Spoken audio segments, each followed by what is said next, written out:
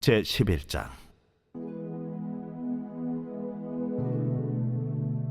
길르앗 사람 입다는 큰 용사였으니 기생이 길르앗에게서 낳은 아들이었고 길르앗의 아내도 그의 아들들을 낳았더라. 그 아내의 아들들이 자라매 입다를 쫓아내며 그에게 이르되, 너는 다른 여인의 자식이니 우리 아버지의 집에서 기업을 잊지 못하리라. 이에 입다가 그의 형제들을 피하여 돕 땅에 거주하며 잡류가 그에게로 모여와서 그와 함께 출입하였더라. 얼마 후에 암몬 자손이 이스라엘을 치려하니라. 암몬 자손이 이스라엘을 치려할 때에 길르앗 장로들이 입다를 데려오려고 돕 땅에 가서 입다에게 이르되, 우리가 암몬 자손과 싸우려 하니 당신은 와서 우리의 장관이 되라. 너희가 전에 나를 미워하여 내 아버지 집에서 쫓아내지 아니하였느냐? 이제 너희가 환난을 당하였다고 어찌하여 내게 왔느냐? 이제 우리가 당신을 찾아온 것은 우리와 함께 가서 암몬 자손과 싸우게 하려 함이니, 그리하면 당신이 우리 길르앗 모든 주민의 머리가 되리라. 너희가 나를 데리고 고향으로 돌아가서 암몬 자손과 싸우게 할 때 만일 여호와께서 그들을 내게 넘겨주시면 내가 과연 너희의 머리가 되겠느냐? 여호와는 우리 사이의 증인이시니 당신의 말대로 우리가 그렇게 행하리이다. 이에 입다가 길르앗 장로들과 함께 가니 백성이 그를 자기들의 머리와 장관을 삼은지라. 입다가 미스바에서 자기의 말을 다 여호와 앞에 아뢰니라. 여러분 반갑습니다. 오늘도 큐티로 여는 기막힌 하루입니다. 본 말씀 사사기 11장 1절부터 11절의 말씀입니다. 자, 오늘 큐티 본문의 주인공은 사사 입다입니다. 저는 입다라는 사람을 이렇게 정의하고 싶습니다. 상처가 별이 된 사람. 이 세상에 발을 딛고 사는 사람들 중에 사연 없는 사람은 단 한 사람도 없습니다. 인생을 살다 보면 수많은 문제와 사건을 만나고 그 가운데 한숨으로 밤을 지새우고 통곡하며 울 수밖에 없는 기가 막힌 고난을 통과하게 됩니다. 자, 그런데 그런 과거의 문제와 사건 그리고 고난을 통과하면서 인간은 두 종류로 나뉘게 되는 것을 봅니다. 하나는 상처가 쓴뿌리가 되어서 인생을 불행하게 사는 사람이고, 또 한 종류의 사람은 상처가 별이 되어서 사명의 인생을 사는 사람입니다.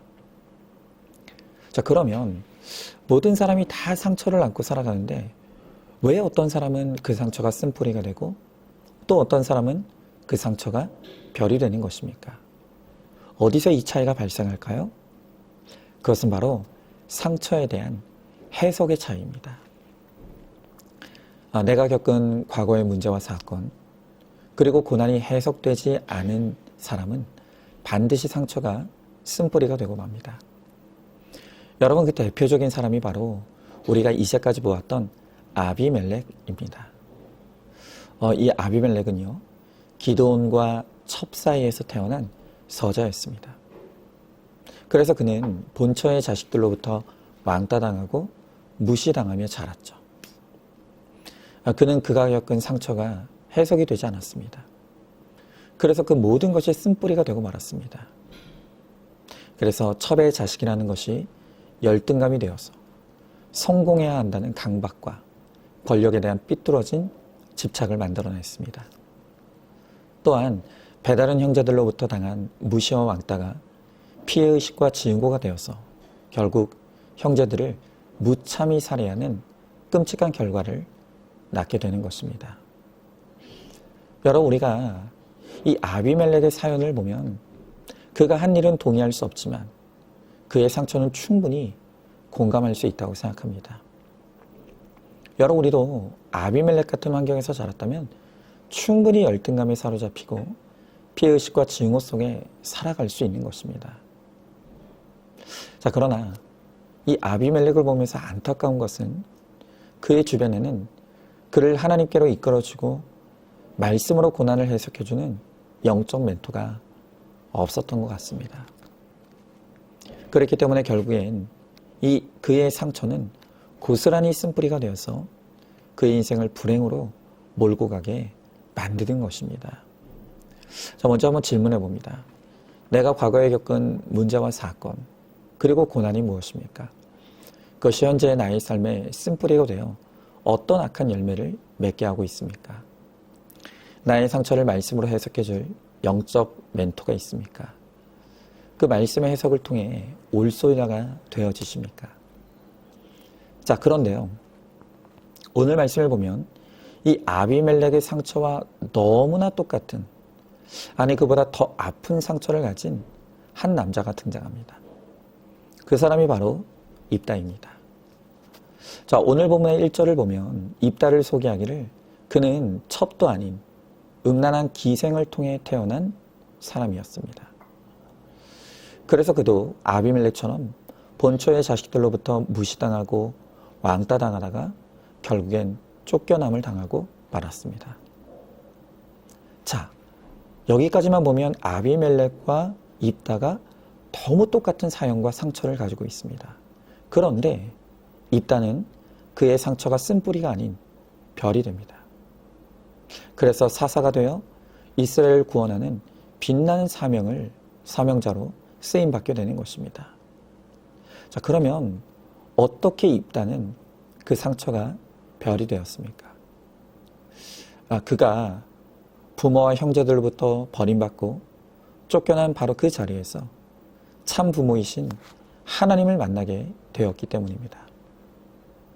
여러분, 우리가 진정으로 하나님을 만나려면 반드시 사람이 떠나는 일이 먼저 있어야 합니다. 성경을 보십시오. 우시아가 죽던 해에 이사야에게 하나님이 임재하셨다고 합니다. 또 모세가 죽은 후에 여호와께서 여호수아에게 말씀하셨다고 합니다. 자, 그러니까 입다가 부모와 형제들부터 쫓겨난 사건은 구속사적으로 보면 하나님이 그를 찾아와 주시고 만나 주시고 구원해 주시기 위해 반드시 있어야만 했던 일이었던 것입니다. 그런데 입다가 고난의 자리에서 하나님을 만나고 자기 인생의 상처가 이처럼 해석이 된 것입니다. 그래서 그는 해석받은 자신의 상처를 다른 사람을 살리는 약재료로 사용하기 시작합니다. 자, 오늘 3절의 말씀에 보니까 이에 입다가 그의 형제들을 피하여 돕당에 거주하며 잡류가 그에게로 모여와서 그와 함께 출입하였더라 그랬습니다. 여러분, 입다는 자신의 형제들로부터 잡류 취급을 받은 상처를 다른 사람을 공감하고 채우라는 도구로 사용했습니다. 그리고 그들에게도 자신이 깨달은 말씀의 해석을 들려주었습니다.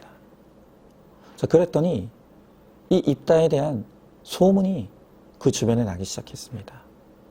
입다에게 가면 우리 같은 잡류를 사람 취급해 준다더라.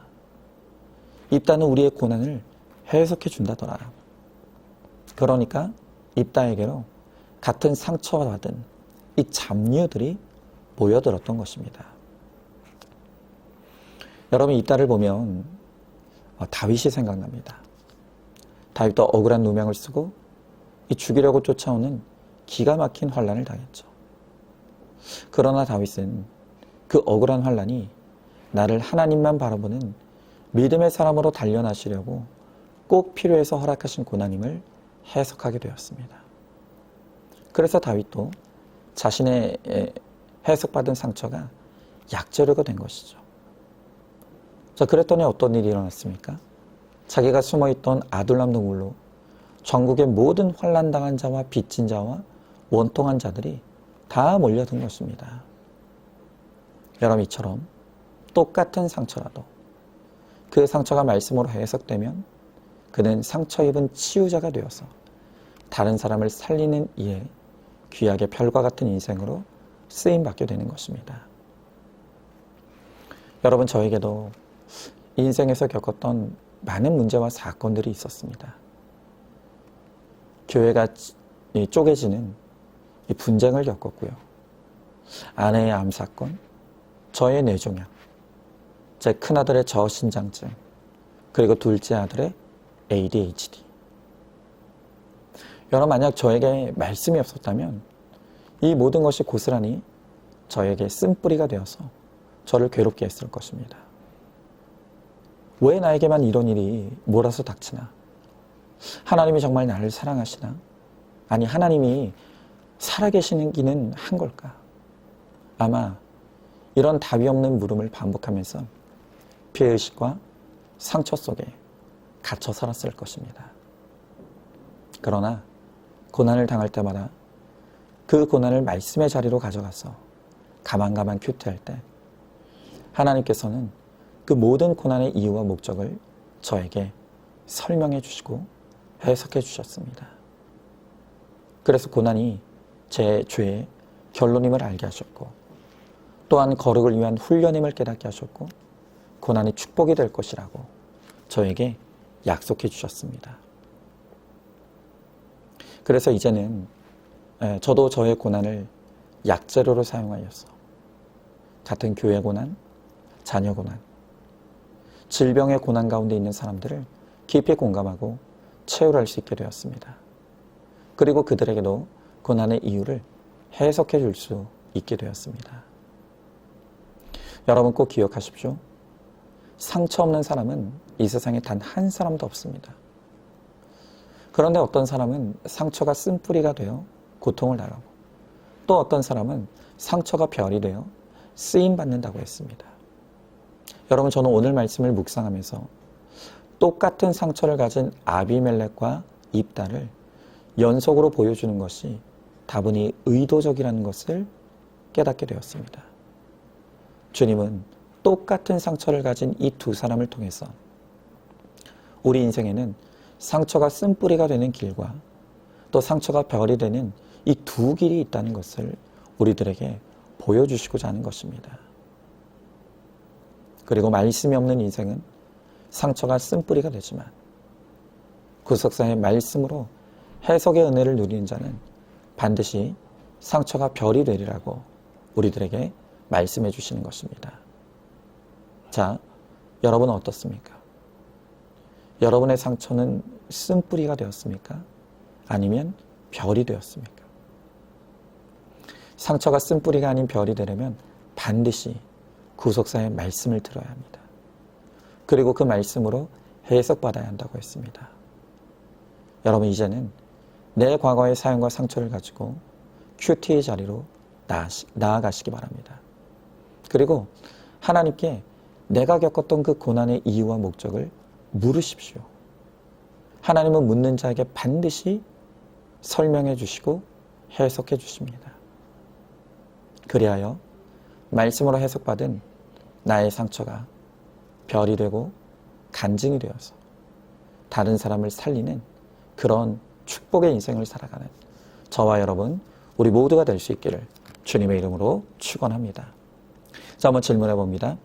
내 과거와 현재의 모든 고난은 이유가 있고 목적이 있다는 것을 깨닫고 있습니까? 내 상처를 말씀의 자리로 가져와 하나님께 물으면 반드시 대답해 주신다는 것을 깨닫습니까?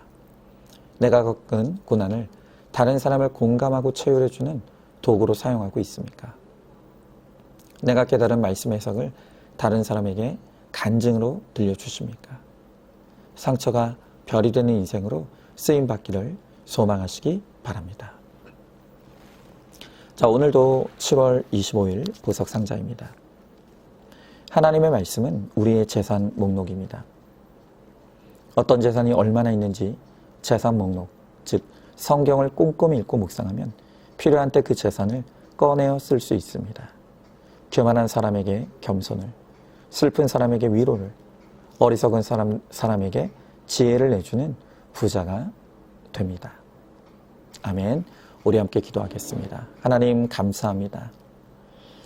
오늘 주님께서 말씀을 통해 상처가 별이 된 입다를 보여주십니다.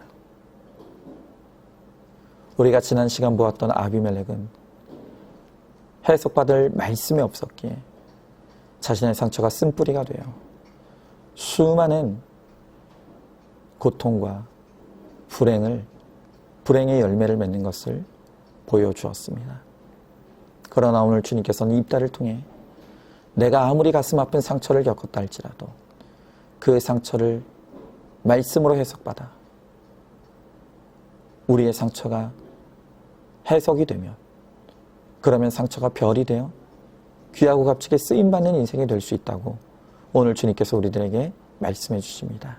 주님, 이제는 상처를 끌어안고 상처만 묵상하는 인생이 되지 아니하고 이제는 그 상처를 하나님의 말씀 앞으로 가져가서 하나님께 묻고 하나님의 해석을 들음으로 그 해석받은 상처로 이제 다른 사람을 살리는 약재료와 별이 되는 인생을 살아가는 우리 모두가 되게 하여 주시옵소서. 믿사오며 사랑이 많으신 우리 예수님 이름 받들어 기도드리옵나이다. 아멘. 오늘도 큐티로 기막힌 하루를 살아내는 하늘가족 공동체 우리 모든 성도님 되시기를 주님의 이름으로 축복합니다.